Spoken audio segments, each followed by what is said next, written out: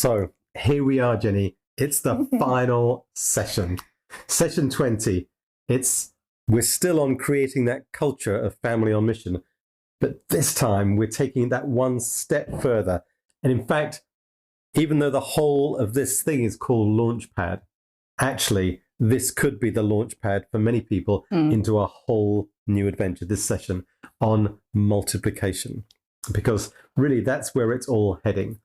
You may remember that in a previous session, we talked about the fact that, when Adam and Eve were called by God, they were called to multiply, fill the earth, subdue it, and rule over it. So that call to multiplication is there right from Genesis 1. We also talked about how reproduction leads to multiplication, leads to extension, leads to expansion, which leads to completion of the Great Commission, which, of course, is what gets us all out of bed in the morning. The thought that what we do could actually hasten the day of Jesus' return. And I just think, wow, that's amazing. Just by playing our parts, Jen, we can actually bring about the church that Jesus died for and is coming back for. We could be that church that actually gets the job done.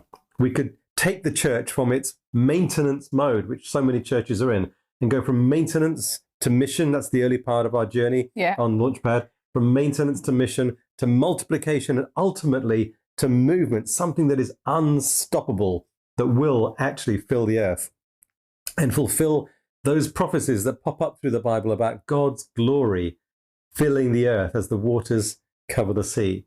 I just find that very, very exciting, Jen. In fact, if you want to read more about this kind of church, I'd love to recommend this book called Bride.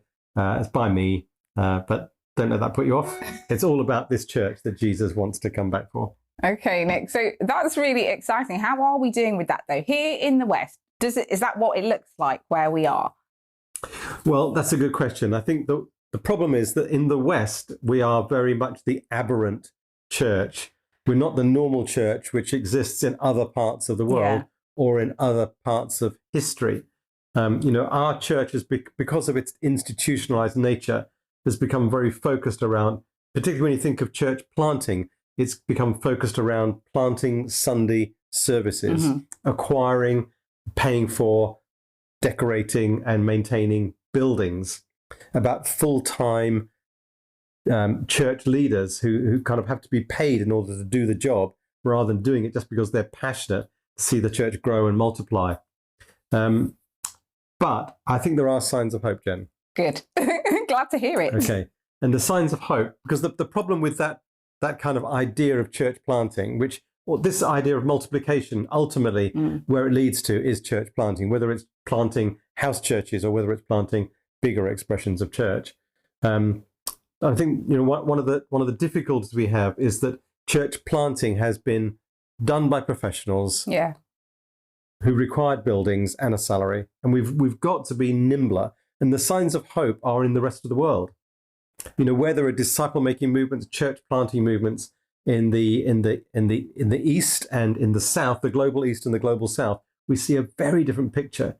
We see small teams of unpaid or self-supporting or bivocational pioneers and planters planting these small, rapidly multiplying units of church in the house.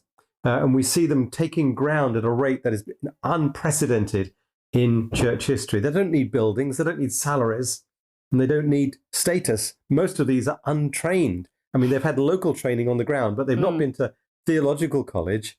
They've been trained on the ground to do the job that we are called to do. And, with all of the, the trappings of the Western church, basically we've spiraled downwards over the years. We've gone into maintenance mode, just trying to survive, rather than trying to think more radically about how we can see the church explode from its present base and actually take charge of, the kingdom agenda in our Western nations. Now, the book of Acts, Jen, it has an amazing progression in it from chapter 1 to chapter 12. Now, hopefully you've all seen the PDF, the document that was sent round about addition to multiplication, because that is what we see in the book of Acts. And that's why the early church was just explosive in its growth. It starts off with this kind of people, believers being added, then disciples being added.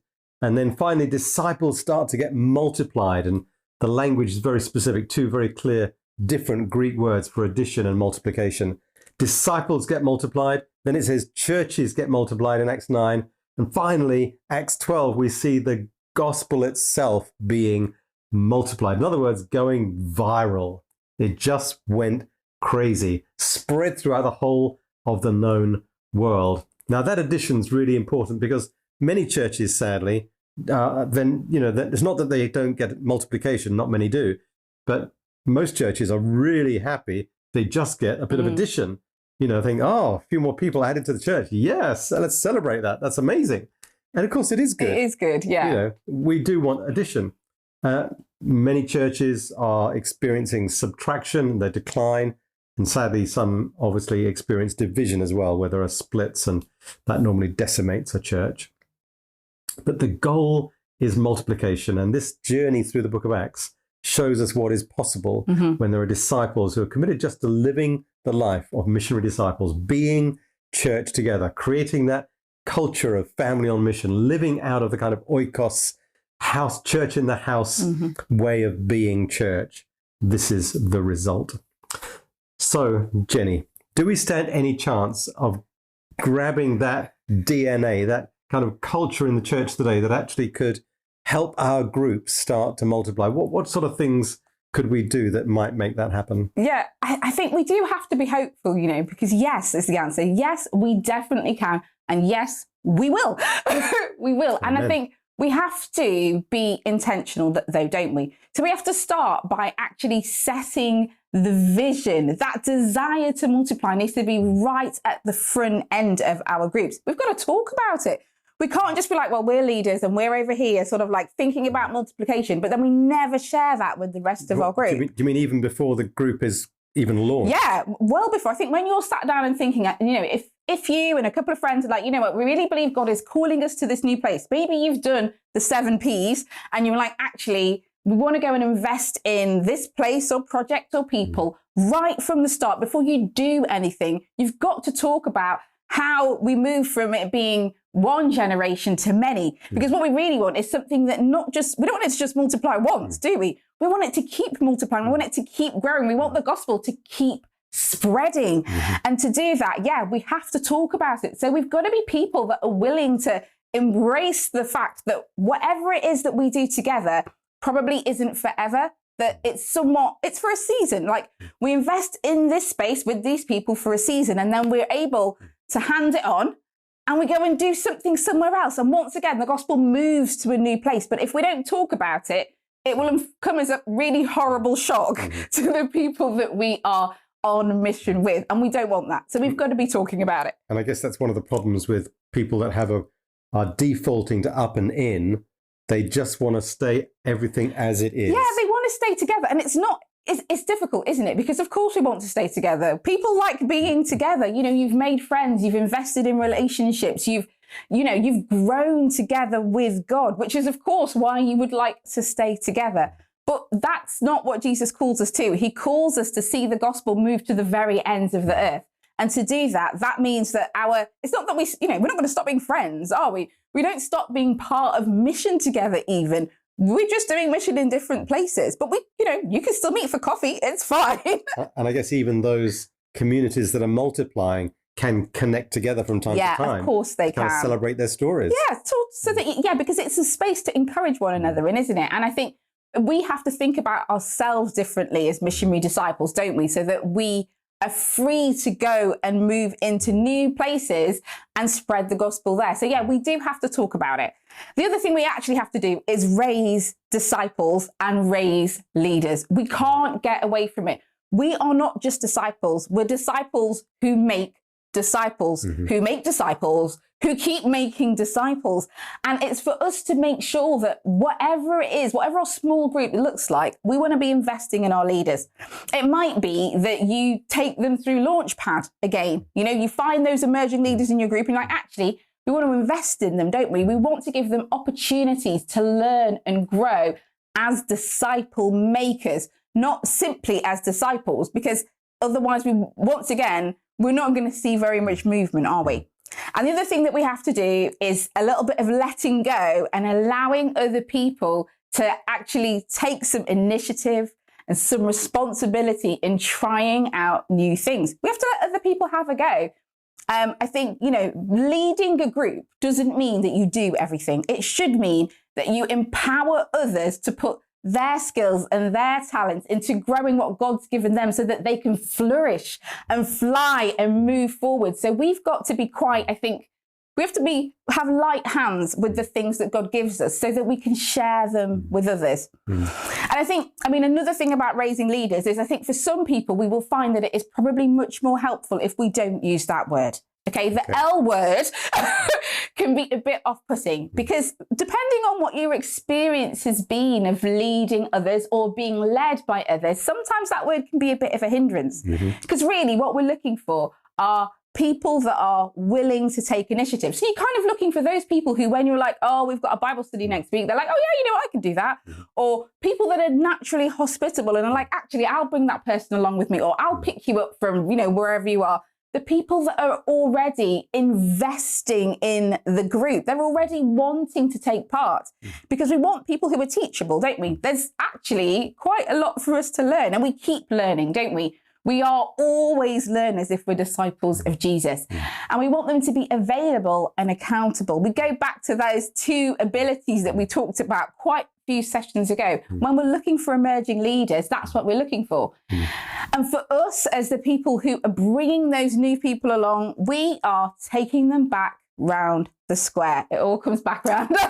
Everything comes back to the square. It comes back round to the square. We take those people round the square. We do those, that when we talked about D1, didn't we, where we are really directive as leaders. We talk about D2, where we're mentoring, D3, where we're coaching, and D4, where we're consulting. We let them go and they come back to us when we need. So there's growing for both parties to do, but I just think there's so much for us in that there is hope. There's hope that we could build a movement of missionary disciples. Amen. I recognize that sound. It sounds just like the strapline for Kairos Connection. It is. Excellent. So tell me, Jen, we've used a lot of tools, different shape tools, different size tools, different process tools, for trying to understand this journey of mission and discipleship and community life. Do we have a final tool to describe this, how we raise leaders? Yes, we do. And we come back to a triangle because, yes, obviously we love triangles, I think. Who doesn't love triangles? Who doesn't like triangles? This is called the training triangle. And it's about how we, take everything that we've learned and help somebody else, not just to learn it, but to live it, to be able to live it out in their own lives. And there's work for both parties to do. The training triangle has 3 parts: information, imitation, and innovation. Okay, so information, that's about us teaching them the things they need to know. Some of that is going to be about teaching scripture, isn't it? About us following the pattern of Jesus's life. We're teaching them what they need to know. And that tends to be quite a lot verbally and possibly with books. Doesn't have to be, but you could. And then we move on to imitation. And I think for us as people who are leading, actually, here's where the rubber hits the road, because for somebody to imitate you, you have to have a life which is open for them to see. You've got to be willing to have open doors for them to see you in the work that you do. It's a bit like having an apprentice. I'd like, if somebody was teaching you how to rewire a house and you were the apprentice, you would go along with the electrician, wouldn't you? And you'd see what they were doing and you'd be stood right next to them, watching what they were doing while they showed you, do this, and then we do this. They'd give you a go. They'd be like, oh, you try this little bit out here. Look, do you remember what I taught you last week? Come and do this little bit. That's what it looks like when people are imitating our lives. It means that they need to be able to see the breadth of our lives. They need to see us at home. How are we with our families? How do we prioritize our time? What are we investing in? We've got to be open to that. That does sound a bit scary, Jen. Yeah. I think it is scary, but I'd also say it's actually really rewarding. And in terms of actually developing leaders who can then develop leaders, we need to be able to show people what that life looks like, and they will do the same. When it's their turn to take someone around the square, they won't think it's odd that their life is open to that person at all. It'll just be our culture, won't it? The way we do things around here. And the thing that I think I've found, Jen, is that it does feel a bit scary at times, but also it's very motivating for me as a leader to think, actually, my life is the example. Therefore, I want to raise the bar for myself in terms of how I live, because I want to be a good model for other people to imitate. Yeah, and I think as the person that's being apprenticed, I think we have to recognise that for them, it is a privilege to have somebody invest time in you. And most of us recognise that. We recognise that it is. It's a privilege for somebody to choose to take time to invest in us when they see talents and skills that could flourish and benefit the kingdom of God. So it's a really beautiful, I think, reciprocal relationship. And then last, we have innovation. And that's where we let the person that we've been teaching get out there and have a go. We make it okay. We give permission to fail. We say it's all right if it goes wrong, because actually it does go wrong. It happens to all of us, doesn't it? And we learn from the things that go wrong. We learn and we grow from them. So yeah, we want our training triangle to cover those three things: information, imitation, and innovation. And honestly, I would say the information piece, I don't know about you, but I think we tend to be information high. We like to give people a lot of information, but actually most people learn from imitating. So we want to reduce the amount of sort of book information that we give to people and give them much more time with us, seeing how we live that out in practice. That's really good, Jen. Now, how did Jesus actually do that? Well, Nick, we always come back to the way Jesus did things, don't we? Because he is our greatest person to model. Of course he is. When we look at Jesus's life, we can see that he invested in people in different ways. He had his closest disciples that he spent time with, that he spent time away with. He invested heavily in them. And then he had his 12 disciples. He still invested in them, but actually less than the 3 and in different ways. And then he had the 72 that get sent out. They're that wider set of disciples again. The investment is different in those different spaces. And we have to find, as leaders, who are our 3, who are our 12, who are the 72. They probably won't be in exactly those same numbers, and that's okay. But the 3 are they're the people that you're investing in the most, aren't they? The 72, you're investing in the least, but you are still giving them part of your time and your energy and your knowledge to them, because we still want to see them grow. Fantastic. So I guess just in closing then, the final question that we need to answer is, why is all this important? Why is raising leaders, which is just a natural extension of making disciples? Because a disciple who starts to have influence on others is, by definition, a leader. Yeah. We may not call them that, but they, as John Maxwell says, the definition of leadership is influence. And so by releasing disciples who are making disciples, we're actually raising leaders. And if we're going to see these multiplying missional expressions of church multiply, then we have to raise leaders. And so whether it's through a huddle process like this Launchpad, or by any other means, we invest our time in those people that we want to see raised as leaders to start groups, just as you are doing now. Final thought. When we talked about the disciple maker's journey, we said this golden question, which unlocks every situation or relationship that might feel stuck, is the "what's next, Lord?" question. And I want to leave you with that in terms of your process from here on, beyond this Launchpad huddle, is to think about for you and your group, what's next, Lord? Out of all the things that you've heard, what are the things that you think you want to commit to in the next 3 weeks, 3 months, 3 years? Maybe start to write some of those things down and plan with others who you're working with, so you can truly see your disciples made, leaders raised, and groups multiplied. Let's work together and see this earth filled with the glory of God.